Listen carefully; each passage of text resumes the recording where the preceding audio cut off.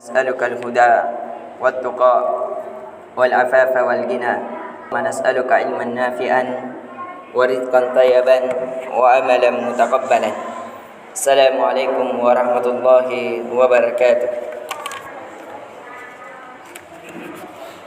InsyaAllah di pertemuan kali ini kita akan mempelajari tentang hal-hal yang menjadi tolak ukur diterimanya puasa atau hilangnya atau batalnya puasa tersebut, ataukah hal-hal yang disangka membatalkan puasa padahal itu tidak membatalkan puasa, atau hal yang sebaliknya. Kita akan membahas satu persatu karena disebabkan banyak pembahasan di dalamnya. Seperti yang paling utama untuk kita bahas masalah niat. Niat ini adalah tolak ukur suatu ibadah dan bukan ibadah. Seandainya ada seseorang yang dia tidak makan, tidak minum, tidak berhubungan badan dari mulai waktu subuh sebelum azan hingga maghrib, tapi dia tidak niatkan untuk berpuasa karena Allah, untuk Allah di atas niat puasa, maka pahala puasa tidak ada baginya. Ini bahayanya niat. Jadi yang paling utama menjadi tolak ukur adalah niat. Sebagaimana telah datang dalam hadis yang sahih, innamal a'malu binniyat. Sesungguhnya amalan seseorang itu tergantung pada niatnya. Akhir hadisnya disebutkan wa innamal likulli imri'in ma nawa.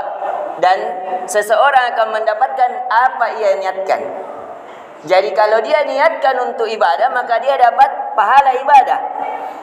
Dan inilah kaidah yang dikeluarkan oleh para ulama kita yang membedakan antara ibadah dan adat atau kebiasaan adalah niat. Yang membedakan antara ibadah atau kebiasaan adalah niat. Ini bedanya. Sama orang mandi, sama-sama mandi, tapi ada mandi biasa, ada mandi wajib.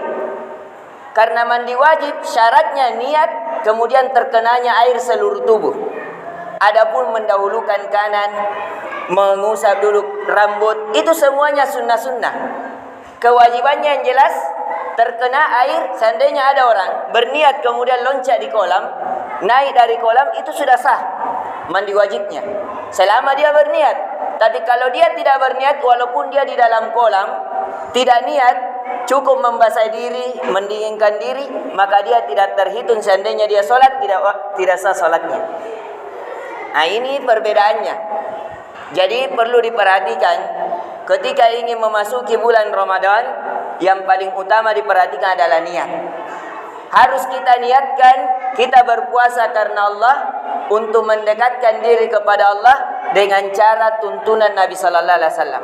Karena syarat ibadah harus ada 3. Yang pertama, dia seorang muslim.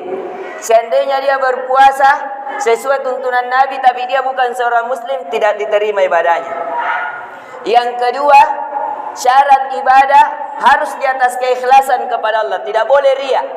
Tidak boleh karena mau dibilang. Siapa yang berpuasa tidak di atas karena Allah, maka tidak ada ganjaran pahalanya. Yang ketiga, harus di atas tuntunan Nabi Muhammad sallallahu alaihi wasallam. Siapa yang berpuasa mau dia buka nanti misalnya di sholat asar. Kenapa? Mogok. Tidak bisa. Harus sesuai tuntunan Nabi Muhammad. Nabi Muhammad berpuasa ketika azan sudah berhenti untuk sahur. Kemudian ketika dia azan maghrib, dia berbuka puasa. Siapa yang tidak sesuai tuntunan Nabi Muhammad, maka dia tidak diterima. Ini syarat. Kemudian kita perincikan apakah niat puasa ini boleh 1 bulan langsung atau harus setiap malam. Sepakat para ulama, paling afdolnya kalau orang berniat puasa 1 bulan penuh, kemudian dia berniat lagi setiap malamnya, saya akan besok berpuasa. Tidak ada perselisihan pendapat di sini, ini yang paling afdolnya. Tapi ada terjadi perselisihan pendapat, bagaimana kalau dia niat 1 bulan saja, tidak berniat lagi setiap malam. Ada yang mengatakan sah, ada yang mengatakan tidak sah. Kenapa? Karena 1 malam dengan malam yang lain itu tidak ada kaitannya. Sehingga membutuhkan diperbaharuinya niat. Ini Yang kedua dan yang ketiga, di permasalahan niat ini perlu diperhatikan, hendaknya itu niat tidak ada satu dalil, bahkan sepotong dalil dari lafaznya niat. Jadi tidak perlu saya usolli somar, saya berniat puasa besok karena Allah Ta'ala, tidak perlu. Kenapa? Karena tidak adanya dalil. Sedangkan tadi kita sudah jelaskan bahwa ibadah harus ada dalil, tuntunan Nabi Muhammad.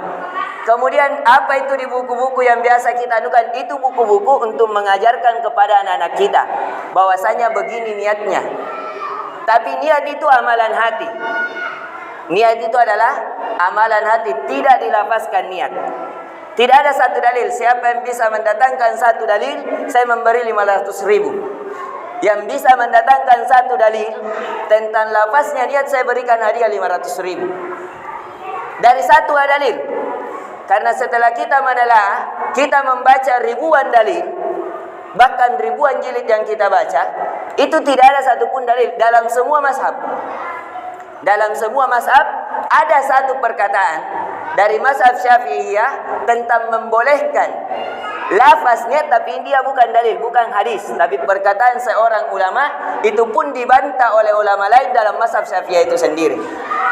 Jadi ini tentang niat, bahwasanya niat itu di dalam hati. Yang mengetahui niat kita hanya kita dengan Allah. Yang kedua yang perlu diperhatikan, hendaknya menghadirkan niat di dalam hati setiap malam, dan bisa juga langsung sebulan Ramadan. Itu bisa, yang paling afdalnya. InsyaAllah kita akan menjelaskan besok tentang hal-hal yang disangka membatalkan puasa, padahal tidak membatalkan puasa. Banyak yang menyangka kalau dia kumur-kumur batal puasanya. Apa dalilnya? Yang mana yang paling kuatnya? InsyaAllah akan kita jelaskan di pertemuan selanjutnya. Subhanakallahumma bihamdik, asyhadu an la ilaha illa anta, astaghfiruka wa atubu ilaik.